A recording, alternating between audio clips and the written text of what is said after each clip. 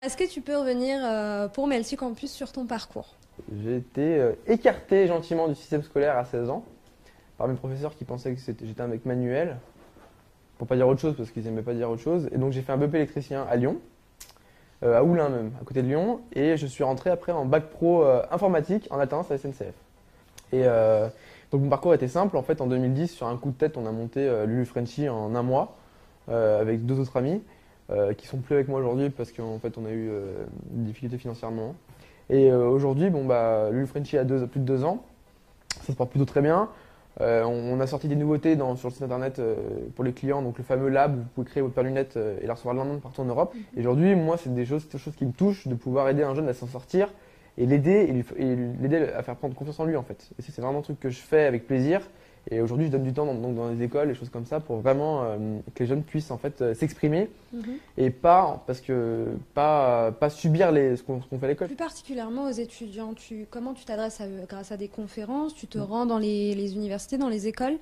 Comment ça se passe en fait? Comment les étudiants t'accueillent? Quel genre de conseils ils te demandent? Il y a différentes approches. Si c'est une école d'ingénieur ou de commerce, déjà c'est pas. Il y a des mecs qui sont hyper techniques, qui s'adressent à la technique de la boîte, comment ça marche, les procédés, tout ça. Et après, il y a l'école de commerce où il y a des mecs qui arrivent, voilà, t'as levé combien, quel est ton chiffre d'affaires, tout ça. Mais finalement, ce que je déplore un peu dans ces écoles-là, c'est qu'il y en a peu qui demandent vraiment comment on est arrivé là et qui on a rencontré, mais ils veulent vraiment voir le résultat et le chiffre. C'est ce qui est dommage, parce que c'est la démarche qui est importante aujourd'hui. Parce que faire de l'argent, c'est facile, entre guillemets. Maintenant, faire un truc stable et durable et périn, et sans avoir fait de choses mauvaises autour, c'est hyper compliqué. Quel conseil, toi, justement, tu leur donnerais? De pas aller trop vite, de bien réfléchir à comment monter sa boîte, par exemple, pour des jeunes qui voudraient, comme toi, monter leur boîte? Aujourd'hui, je pense qu'il faut vraiment aller lentement, doucement, sûrement, et toujours se remettre en question, c'est hyper important. Parce que quand dans notre projet, on a la tête dans le guidon, on ne sait pas ce qu'on fait, et échanger avec des gens extérieurs, des gens qui sont même pas dans le business, parce qu'ils ont une vision finalement de consommateur. Et il faut savoir qu'aujourd'hui, on parle à toutes sortes de gens.